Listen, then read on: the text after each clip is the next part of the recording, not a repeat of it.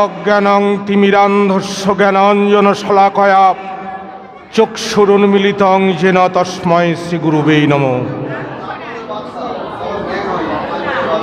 পরমানন্দ যিনি আমার অন্তরের অন্তঃস্থলে আছেন, আপনাদেরও সকলের অন্তরে, তাকে শতকোটি প্রণাম জানাই।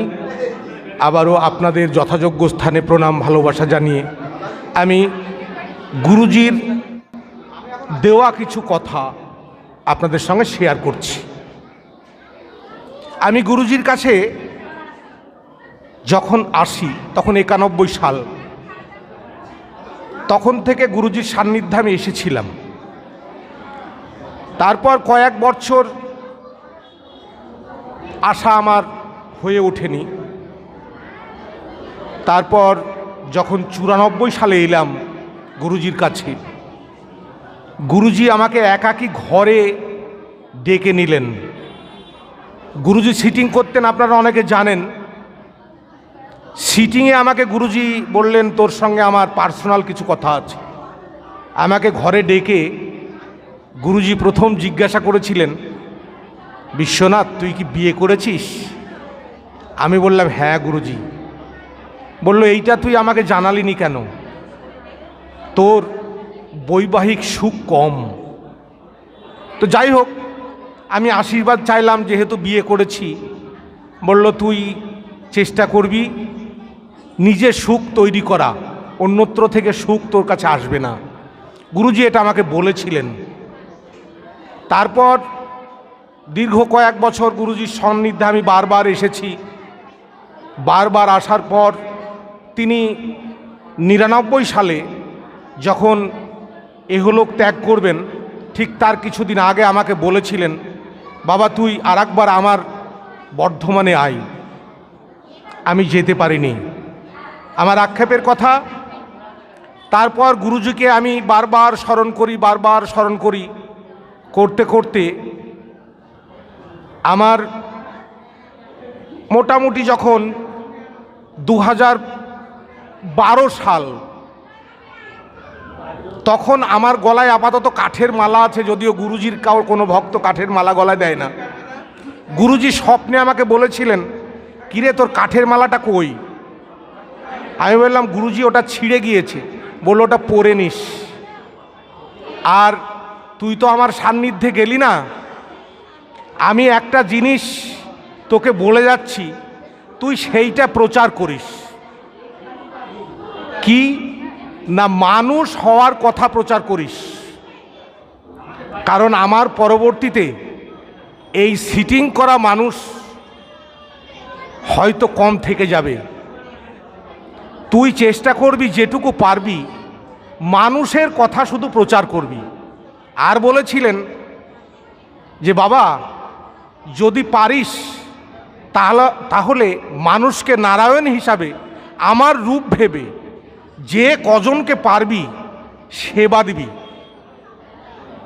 কারণ তুই ধন দৌলত টাকা পয়সা যাই দিবি, তারা লরি ভর্তি করে নিয়ে যাবে।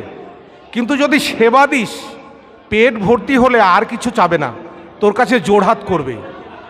গুরুজির নির্দেশে আমি আমার ধোড়াদহে মানুষ মিলন মন্দির নামে একটা ছোট্ট আশ্রম করেছি।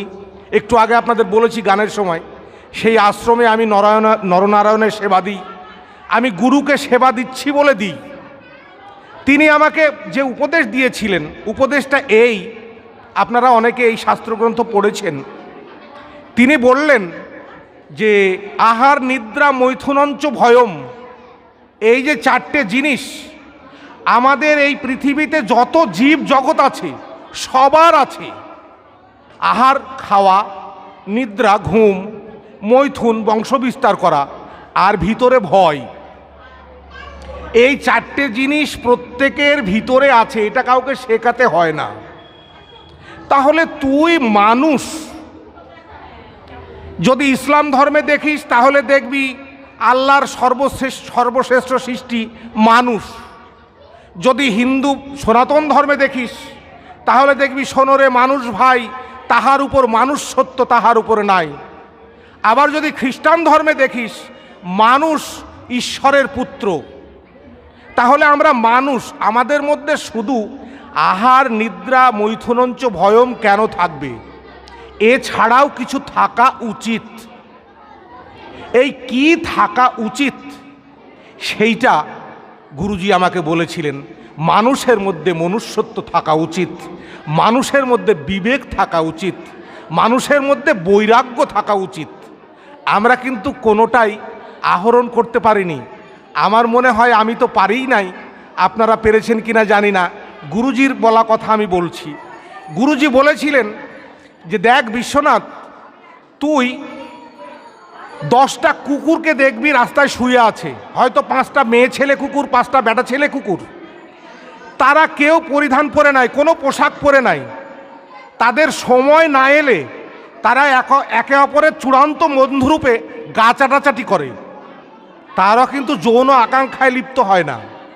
কিন্তু আমরা মানুষ নাকি সর্বশ্রেষ্ঠ, আমরা নাকি বিবেকবান, আমরা নাকি বৈরাগ্যবান, আমাদের এত পোশাকে নিজেকে ঢেকে রাখতে হয়, তবু চোখ দুটো কামনা বাসনায় ভর্তি। গুরুজি এই উক্তি আমাকে দিয়েছিলেন যে বাবা, কুকুরের মতো হয়ে যা। যদি কখনো সময় মনে হয় তখন কোথাও যাস, কুকুরের মতো থেকে যা না, পশু পাখির মতো থেকে যা না। জগতে যত মহিলা দেখবি সকলকে শুধু একটা কথা বলা শেখ, শুধু বলা শেখ মা। এই মা শব্দ দিলে তার কাছে থেকে তুই আর কুপ্রবৃত্তি পাবি না ফিরতে। তাই মা বলতে শেখ। গুরুজি আমাকে এটা শিখিয়েছিলেন যে যত মহিলা দেখবি তোর মাতৃস্বরূপ, সকল জগতের মহিলা তোর মা।